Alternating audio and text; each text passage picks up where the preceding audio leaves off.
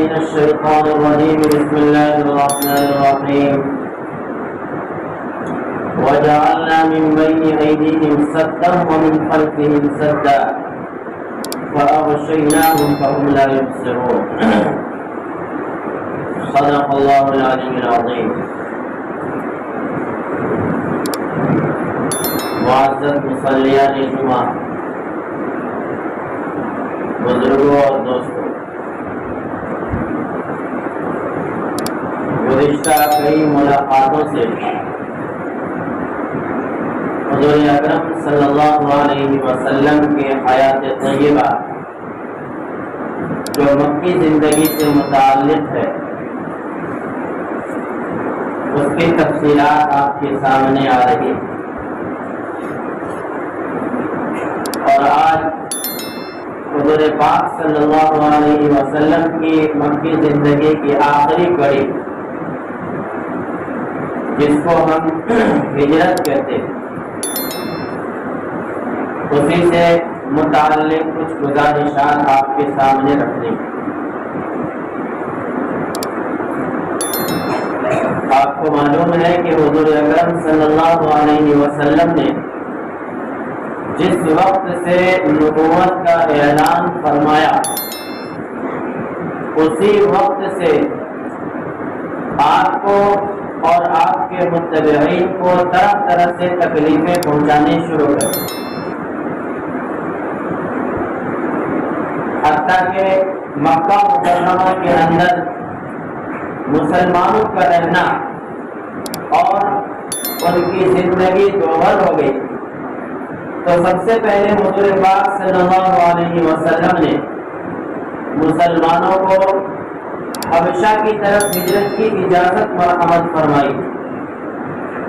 ہجرت کہا جاتا ہے چھوڑنا، ایک جگہ سے دوسری جگہ منتقل ہو، اور شریعت میں کہا جاتا ہے ہجرت کہ جس جگہ مسلمان اپنے دینی شعائر پر عمل کرنے میں آزاد نہ ہو، جہاں مسلمان آزادانہ طور پر اپنے دینی شعائر کو ادا کرنے میں خطرہ محسوس کرے، وہاں سے کسی ایسی جگہ چلا جانا جہاں پر آزادی کے ساتھ شعائر اسلام اور دین اسلام کو ادا کرنے کی اجازت. شریعت کے اندر ہجرت اسے کہتے ہیں. صحابہ کرام نے اولاً حبشہ کی طرف ہجرت کی، اس کے بعد معراج کے سفر میں حضور پاک صلی اللہ علیہ وسلم کو ہجرت کی جگہ دکھلائی گئی بعد آتا کہ مدینہ پاک مسلمانوں کی ہجرت گاہ ہے، ہجرت کی جگہ ہے. اس کے بعد عقبہ اولا ہے اور عقبہ ثانیہ ہے، جس کی تفصیل آپ کے سامنے گزشتہ ملاقات میں آئی. جب دوسری مرتبہ مدینہ منورہ سے مسلمان آئے اور کثیر تعداد میں آئے اور حضور پاک صلی اللہ علیہ وسلم کے ہاتھوں پر بیعت فرمائی، اور یہ خفیہ طور پر بیعت ہوئی، اور اس کے بعد جب مشرکین مکہ کو اس سے علم ہوا تو انہوں نے اس کی چھان بین شروع کی اور ان مسلمانوں کا پیچھا شروع کیا جنہوں نے عقبہ ثانیہ جس کو بیعت کبریٰ کہا جاتا ہے ان کا پیچھا بھی کیا. ان کو مارنے کی بھی کوشش کی گئی، ان سے جائیداد ضبط کرنے کی بھی کوشش کی گئی، لیکن جب تک کہ مشرکین مکہ کو اس سے علم ہوا جو حضرات مدینہ منورہ سے آئے تھے وہ واپس چلے گئے، اور اس طریقے سے دھیرے دھیرے مکہ مکرمہ مسلمانوں سے بالکل خالی ہو گئے. چند ایک لوگ نام کے رہ گئے. 3 واقعات بہت مشہور ہے، ان میں سے ایک حضرت صہیب رومی کا ہے جس کا واقعہ گزشتہ ملاقات میں آپ کے سامنے میں نے بیان کیا. ایک واقعہ حضرت عمر بن خطاب رضی اللہ تعالیٰ عنہ کے ہجرت کا ہے. حضرت عمر بن خطاب، عیاش بن ابی ربیعہ اور ہشام بن عاص بن ابی وائل، یہ تینوں حضرات نے یہ مشورہ کیا کہ ہم لوگ فلاں مقام پر جمع ہوں گے اور فلاں مقام پر جمع ہونے کے بعد وہاں سے ہجرت کا سفر شروع ہوگا. چنانچہ وعدے کے مطابق حضرت عمر بن خطاب اور عیاش بن ابی ربیعہ یہ دونوں حضرات پہنچ گئے اور ہشام کو مکہ والوں نے قید کر لیا اور ان کو جانے نہیں دیا۔ یہ دونوں حضرات ہجرت کے سفر پر نکل گئے، لیکن جب مدینہ پہنچے تو ان کے پیچھے ابو جہل اور حارث، یہ دونوں عیاش بن ابی ربیعہ کے پاس پہنچے۔ حارث، ابو جہل اور عیاش بن ابی ربیعہ، ان تینوں کی والدہ اور ان تینوں کی ماں ایک ہے۔ ان دونوں نے جا کر کے کہا کہ دیکھو تمہاری ماں نے قسم کھا رکھی ہے کہ جب تک کہ وہ تمہیں نہیں دیکھ لے گی اس وقت تک اپنے بالوں کو کنگھی نہیں کرے گی، اور اس وقت تک وہ دھوپ میں ہی رہے گی، سائے میں نہیں جائے گی۔ حضرت عمر بن خطاب نے کہا کہ یہ لوگ تمہیں دھوکہ دے رہے ہیں اور یہ لوگ تمہیں دھوکہ دے کر کے لے جائیں گے اور وہاں تمہارے دینی معاملات میں خلل ڈالیں گے۔ حضرت عمر نے عیاش بن ابی ربیعہ کو سمجھایا، لیکن عیاش بن ربیعہ یہ ماں کی ممتا میں اور ماں کی محبت میں آ گئے اور انہوں نے کہا کہ نہیں، مجھے اپنی والدہ سے ملنے کے لیے جانا ہے۔ چنانچہ یہ تینوں حضرات، ابو جہل جو سند یافتہ بدتمیز، یہ حارث اور اسی طریقے سے عیاش بن ابی ربیعہ، یہ تینوں کے تینوں مدینہ سے نکلے۔ حضرت عمر بن خطاب نے کہا عیاش بن ربیعہ سے کہ جب تم جا ہی رہے ہو تو میری یہ اونٹنی ہے جو تیز رو ہے، اگر ان لوگوں کی طرف سے راستے میں کسی خطرے کا احساس ہو تو وہیں سے اس اونٹنی کا رخ موڑ دینا اور واپس مدینہ چلے آ۔ لیکن جب کچھ دور پہنچے تو ابو جہل نے کہا کہ میری جو اونٹنی ہے یہ بہت سست ہے اور سواری کے قابل نہیں ہے، اس لیے تم مجھے اپنے پیچھے بٹھا لو۔ عیاش بن ابی ربیعہ کو اس کا احساس نہیں تھا، انہوں نے اپنی اونٹنی بٹھائی تاکہ ابو جہل آ کر کے اس کے پیچھے بیٹھ جائے، اور جیسے ہی انہوں نے اپنی اونٹنی بٹھائی حارث بھی نیچے آ گئے اور ان دونوں نے مل کر کے عیاش بن ابی ربیعہ کو رسی سے باندھ دیا اور رسی سے باندھ کر کے قید کر لیا، اور اسی قید کی حالت میں مکہ مکرمہ میں دوپہر کے وقت میں داخل ہوئے اور انہوں نے ان تمام لوگوں کو پیغام دیا کہ جو لوگ اپنے آباء و اجداد کے دین کو چھوڑ کر کے اس جگہ کو چھوڑ کر کے دوسری جگہ جانا چاہتے ہیں، ان تمام لوگوں کے ساتھ حشر یہی ہوگا۔ اس کے بعد ایک واقعہ آتا ہے حضرت ابو سلمہ کا۔ ان کی ہجرت کا بھی واقعہ بڑا دردناک ہے۔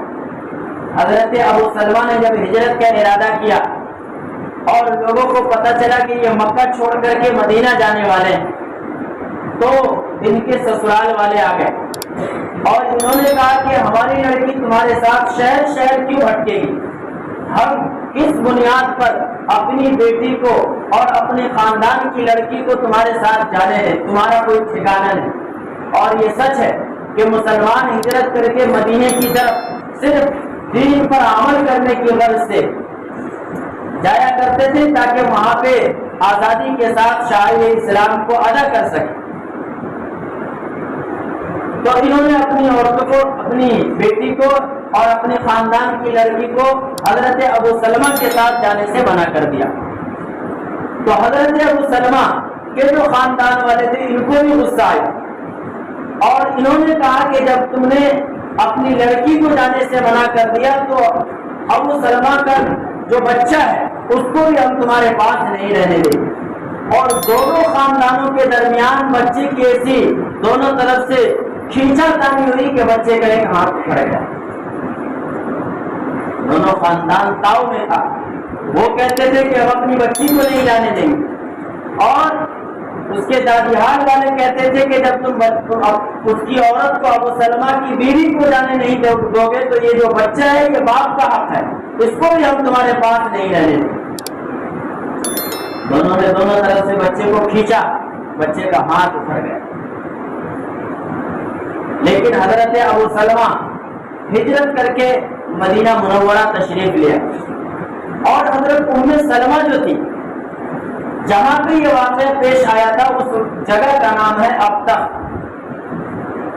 وہاں پہ 1 سال تک مسلسل آ کر کے رویا کرتی تھی اور اپنے بچے کی جدائی میں اور اپنے شوہر کی جدائی میں مکمل 1 سال تک اس جگہ پہ جا کر کے روئی۔ اس کے بعد اس کے کسی خاندان کے فرد کو ترس آ گیا اور انہوں نے کہا کہ تم اس غریب کو کیوں نہیں جانے دیتے؟ اپنے شوہر کی یاد میں اور اپنے بچے کی یاد میں نہ تو کھاتی ہے نہ پیتی ہے، مسلسل 1 سال سے اس کا معاملہ ایسا ہی ہے کہ اس جگہ پہ جا کر کے اپنے دونوں کی یاد میں روتی رہتی ہے۔ تو اس کے گھر والوں نے اسے جانے کی اجازت دی۔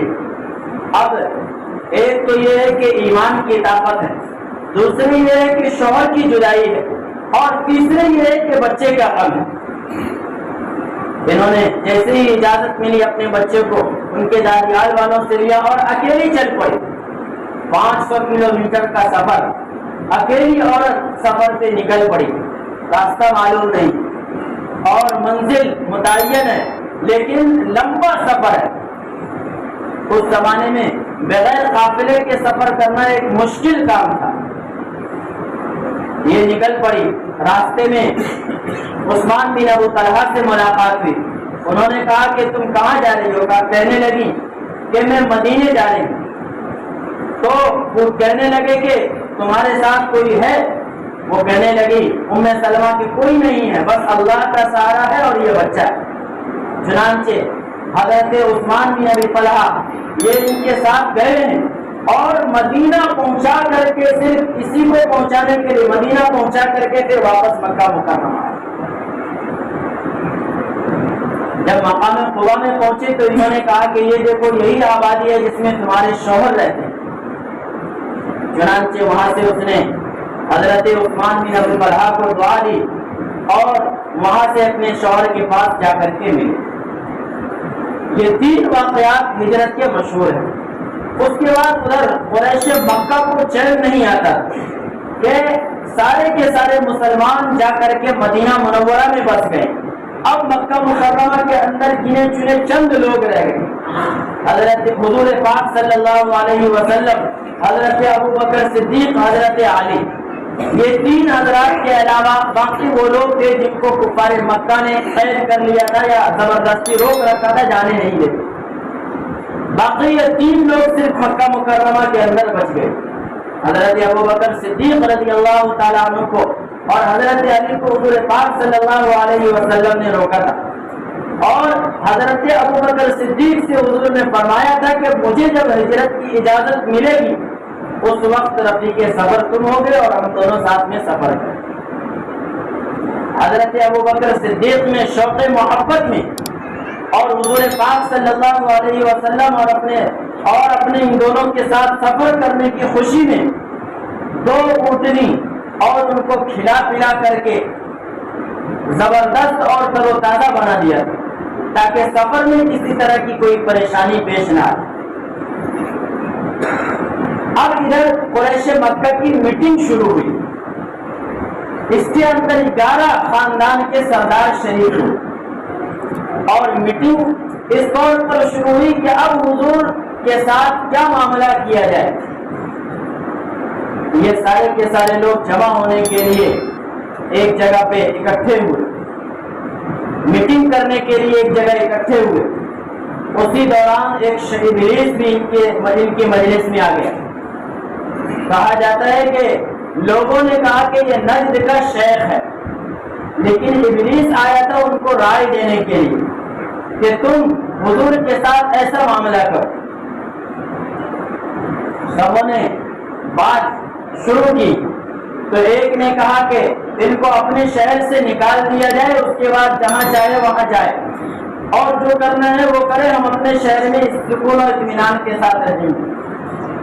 پہلی رائے یہ آئی تو جو نجد کا شیخ ابلیس جو تھا شیخ کی شکل میں، اس نے کہا کہ کیا تم محمد کو نہیں دیکھتے؟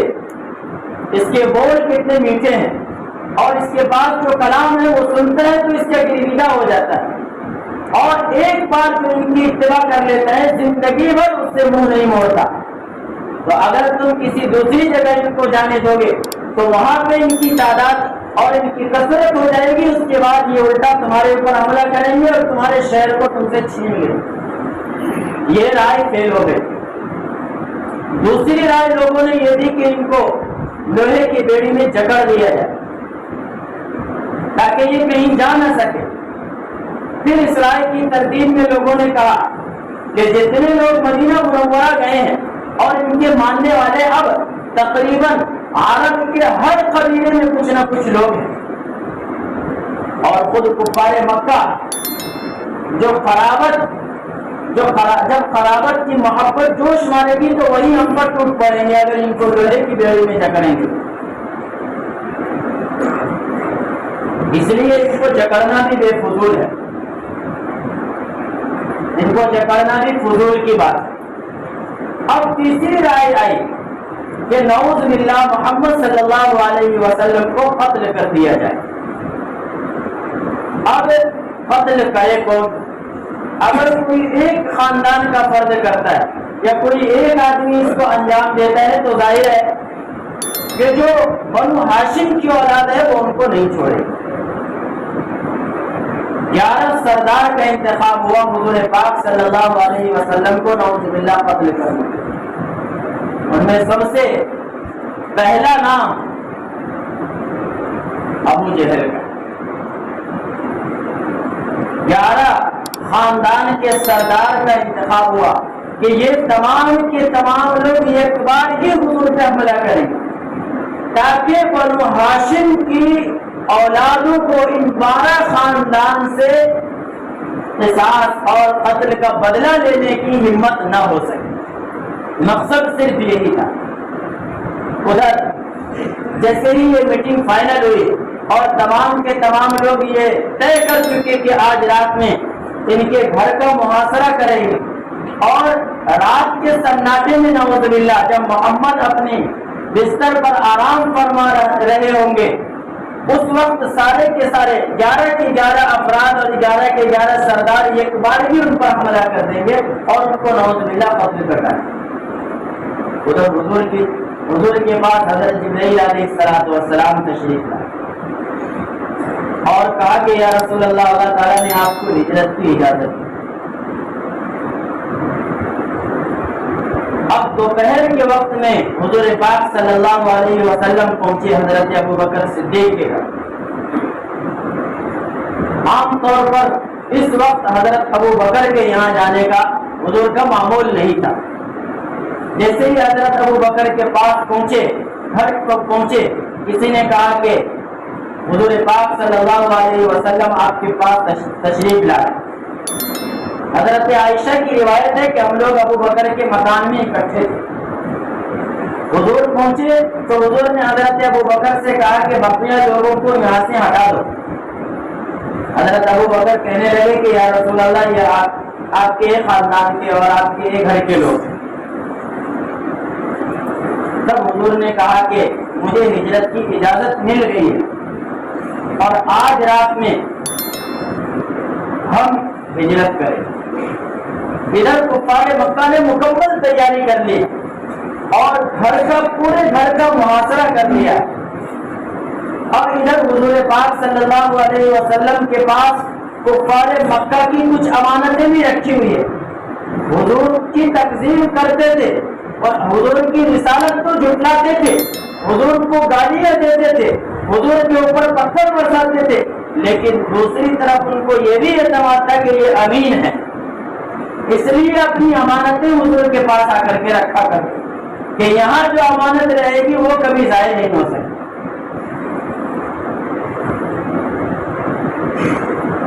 تو حضور پاک صلی اللہ علیہ وسلم نے حضرت علی سے فرمایا کہ اے علی، آج رات میرے بستر پر تم آرام کرو اور یہ کچھ امانتیں ہیں فلاں لوگوں کی، کل یا جب صبح ہو تو ان تمام لوگوں کی امانتیں تم واپس کر دیں۔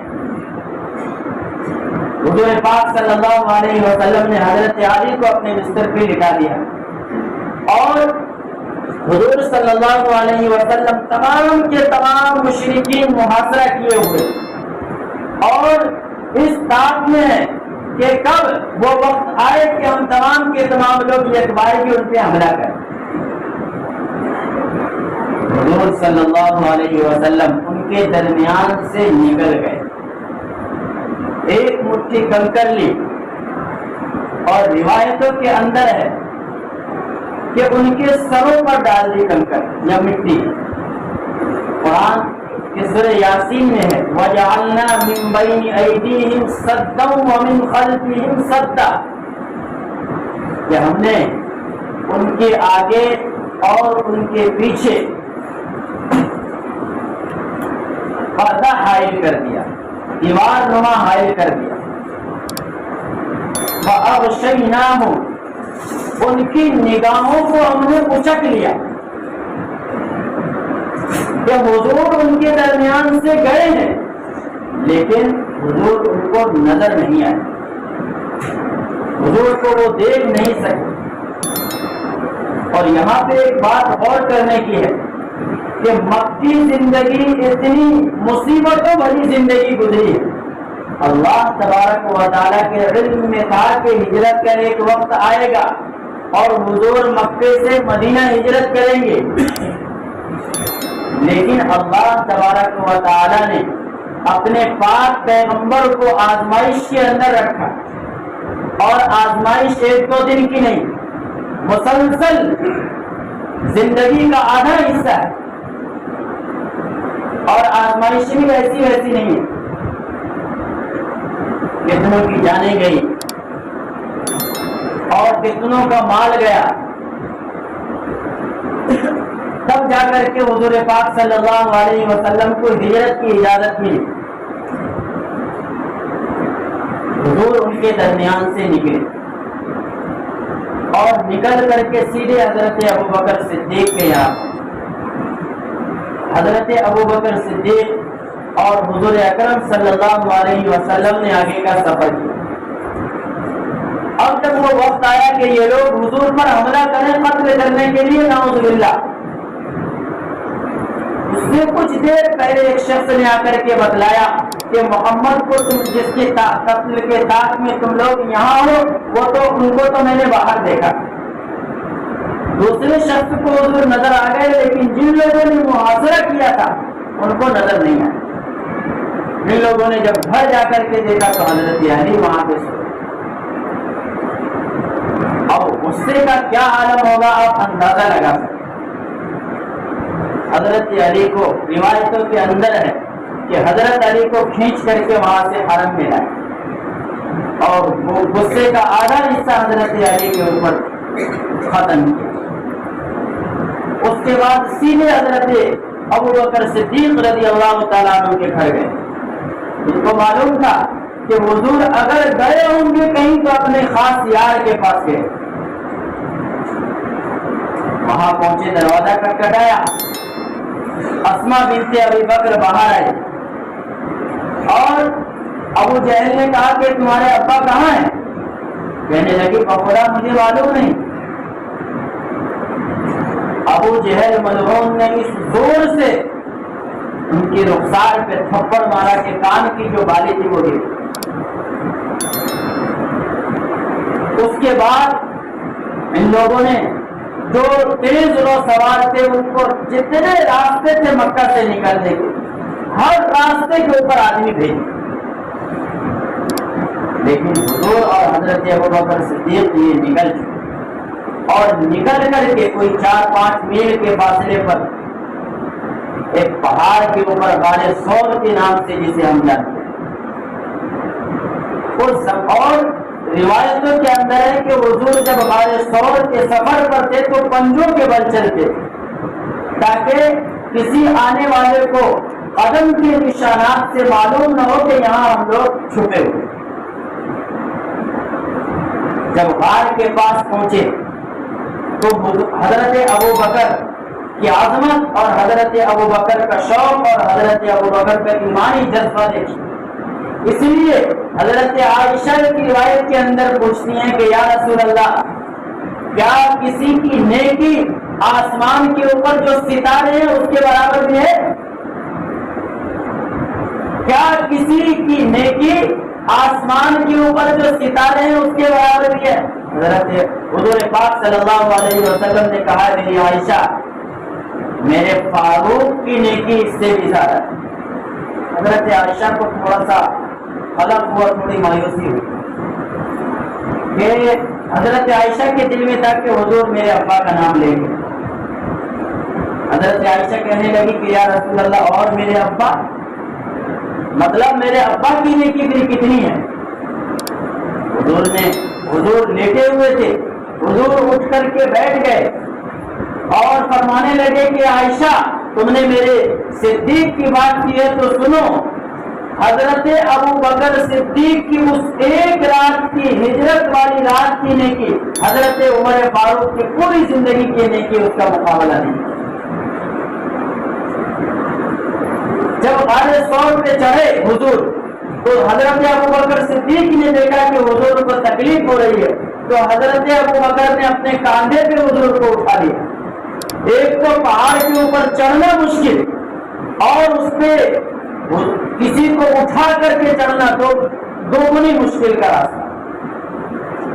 لیکن حضرت ابو بکر ایمانی جذبے سے سرشار، حضور کی محبت میں ڈوبے ہوئے اور حضور کی عظمت ان کے دلوں کے اندر، ساری تھکن، ساری تکلیف، سارے درد، سارے غم کو بھول جایا کرتے تھے جب حضور کا چہرہ تھے. اور وہاں تو حضور ساتھ ہیں. جب غار کے منہ پہ پہنچے تو حضرت ابو بکر نے کہا کہ خدا کے واسطے یا رسول اللہ آپ باہر رہیں، میں پہلے اندر جا کر کے غار کو صاف کرتا ہوں. آپ اس سفر میں قدم قدم پہ حضرت ابو بکر صدیق کا ایمانی جذبہ دیکھ سکتے ہیں. حضرت ابو بکر صدیق پہلے غار کے اندر گئے اور انہوں نے اپنے تہبند سے یا کوئی کپڑے سے پورے غار کو صاف کیا اور اس کے بعد غار کے اندر جتنے سوراخ تھے ان تمام سوراخ کو کپڑے سے بند کر دیا. جب اچھی طریقے سے صاف صفائی ہو گئی اس کے بعد کہا کہ یا رسول اللہ آپ تشریف لائیں.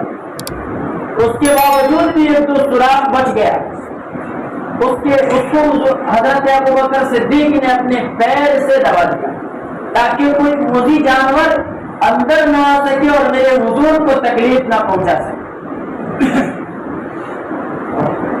خدا کا کرنا ایسا ہوا کہ جس سوراخ پہ حضرت ابو بکر صدیق، جس سوراخ کو حضرت ابو بکر صدیق نے پاؤں سے بند کیا تھا، کسی زہریلے جانور نے ڈنک مار دیا. اب ڈنک مارنے کے بعد، سانپ یا بچھو وغیرہ کے کاٹنے کے بعد دھیرے دھیرے زہر بدن میں پھیلتا ہے. تو حضرت ابو بکر صدیق کی تکلیف اتنی بڑھ گئی، ایسا نہیں ہے کہ ڈسنے کے بعد فوراً اٹھایا ہو کے یا رسول اللہ مجھے کسی چیز نے ڈس لیا. نہیں، حضور کو تکلیف نہ ہو. حضور ان کے زانوں کے اوپر سر رکھ کر کے سوئے ہوئے ہلے بھی نہیں. اتنی تکلیف کے باوجود ذرہ برابر بھی کس سے مس نہیں کہ کسی طریقے سے حضور کو تکلیف نہ ہو جائے. جب تکلیف حد سے بڑھ گئی تو حضرت ابو بکر کی آنکھ سے آنسو اور حضور کے چہرے پہ ٹپکا. حضور بیدار ہوئے اور کہا کہ کیا ہوا؟ حضرت ابو بکر کہنے لگے یا رسول اللہ کسی چیز نے ڈس لیا، اس کی تکلیف. حضور نے اپنا لعاب ذہن لگایا فوراً سے. اس غار میں بھی حضرت ابو بکر کا ایمانی جذبہ دیکھیے اور حضرت ابو بکر کی عقیدت اور محبت دیکھیے کہ حضور کو میری جان چلی جائے اور میں ختم ہو جاؤں دنیا سے لیکن حضور کو ذرا برابر بھی تکلیف پہنچنے نہیں. اچھا، اس دوران حضور نے 3 دن غار کے اندر، حضرت ابو بکر اور حضور علیہ السلام نے 3 دن غار کے اندر گزارے. اس دوران ایک تو حضرت ابو بکر صدیق نے اپنے بیٹے کو متعین کیا ہوا کہ ان کا لڑکا، ان کا بیٹا آئے اور رات کے ایسے وقت میں آئے جب سارے کے سارے لوگ سو رہے ہیں اور کفار مکہ کے درمیان جو بھی باتیں ہوتی ہیں وہ تمام باتیں آ کر کے ہمیں بتلائے اور توشہ بھی پہنچا ہے. ان کی یہ ڈیوٹی تھی. دوسری ڈیوٹی انہوں نے اپنے غلام کی لگا رکھی کہ وہ دن بھر بکریاں چرائے اور شام کے وقت میں آ کر کے بکریوں کو لائے تاکہ تازہ دودھ حضور پاک صلی اللہ علیہ وسلم کی خدمت میں پیش کیا جا سکے. عبداللہ روزانہ جایا کرتے تھے، رات میں توشہ پہنچا دیتے تھے، اور اس کے بعد وہ وہاں سے ایسے وقت میں نکلتے تھے جب کوئی جاگ نہ رہا، اور اس کے پیچھے جو بکریوں کا ریوڑ تھا، وہ جو بکری چرانے والا تھا وہ ہانک دیا کرتا تھا تاکہ عبداللہ کے جو قدم کے نشانات ہیں وہ ختم۔ کس رازداری کے ساتھ، کس محبت کے ساتھ، کس عقیدت کے ساتھ حضرت ابوبکر نے پہلے ہی سب کچھ انتظام کر دیا۔ 3 دن کے بعد وہاں سے حضور نکلے، اور جب نکلنے کا وقت آیا تو انہوں نے پہلے ہی 2 اونٹ، حالانکہ جس کو دے رکھا تھا وہ راستہ جاننے کا ماہر تھا اور وہ قریش کے دین پر تھا، لیکن جیسے ہی تیسرے دن ہوا وہ دونوں اونٹ لے کر کے پہنچ گیا کہ اب یہاں سے آگے کا سفر ہے۔ اس وقت بھی حضرت ابوبکر نے حضور سے کہا کہ یا رسول اللہ، ان دونوں میں سے جو اونٹ آپ کو پسند ہو وہ لے لیجئے۔ حضور نے کہا کہ قیمتاً قربان جائیے، ایسے نہیں۔ حضرت ابوبکر صدیق نے قدم قدم پہ کہا اور بات بات میں کہا یا رسول اللہ، میرے ماں باپ آپ پہ قربان ہو، میرے ماں باپ آپ پہ قربان ہو، مجھے اتنی سعادت نصیب ہوئی۔ اور جب بے سر و سامانی کے عالم میں ہیں، بے گھر ہیں، راستے پہ ہیں، غار میں وقت گزر رہا ہے، اس کے باوجود حضرت ابوبکر اٹھنی پیش کر رہے تو حضور کہہ رہے کہ قیمت نہیں۔ اور اس کے بعد حضور پاک حضرت ابوبکر کی جو بیٹی تھی اسماء بنت ابی بکر، یہ توشہ لے کر کے پہنچی کہ آگے کا سفر لمبا ہے، توشہ جا کر کے لے۔ روایتوں کے اندر آتا ہے کہ انہوں نے توشہ تیار کیا تھا اور توشہ باندھنے کے لیے جو رسی تھی وہ بھول گئی۔ ابوبکر کے گھرانے کی محبت دیکھیے، کمر کا جو پٹکا تھا جس کو ہم کمر بند کہتے ہیں، فوراً کھولا اور آدھا بڑا اور اسے توشہ باندھنے کے لیے توشہ باندھنے کی رسی تیار کی اور حضور کو دے۔ وہاں سے آگے کا سفر۔ ادھر کفار مکہ کے درمیان کھلبلی مچی ہوئی ہے کہ حضور گئے تو کہاں گئے؟ 3 دن ہو گیا، سارے راستے کے اوپر لوگوں کو دوڑا دیے اور سوار بھی گئے، پیدل لوگ بھی گئے، اور انہوں نے انعام بھی رکھا کہ حضور کو یا حضرت ابوبکر کو دونوں میں سے کسی کو بھی اگر کوئی شخص زندہ یا مردہ ہمارے پاس لائے گا تو اس کے لیے 100 اونٹوں کا انعام۔ انعام کی لالچ میں کفار مکہ ہر جگہ تلاش ہے۔ روایتوں کے اندر آتا ہے کہ سراقہ بن مالک یہ آخر دم تک تلاش کرتا رہا، اور جب یہ حضور کے قریب ہونے والا تھا تب حضرت ابوبکر بار بار پیچھے مڑ کر کے دیکھتے تھے اور کہتے تھے یا رسول اللہ، وہ ہمیں آ کر کے پکڑ لے گا۔ اللہ نے کہا لا تحزن، اللہ کے نبی نے کہا لا تحزن ان اللہ معنا، اے ابوبکر غم نہ کرو، اللہ ہمارے ساتھ۔ یہی واقعہ غار میں بھی پیش آیا کہ غار میں لوگ تلاش کرتے کرتے غار کے بالکل قریب آ گئے۔ حضرت ابوبکر نے کہا کہ یا رسول اللہ، ان کے قدم دکھ رہے ہیں، اگر وہ تھوڑا سا بھی جھک جائے تو ہم نظر آ جائیں گے۔ اللہ کے نبی نے کہا کہ اے ابوبکر، تمہارا کیا خیال ہے کہ جہاں 2 آدمی ہو اللہ ثالث ہو اور تیسرا ان کا اللہ؟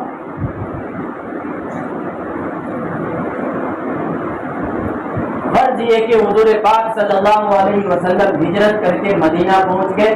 مدینے کے اندر یہ مختصر واقعہ آپ کے سامنے رکھا، ورنہ صرف ہجرت کا واقعہ بیان کیا جائے تو اسی کے اندر کئی مہینے چلے جائیں۔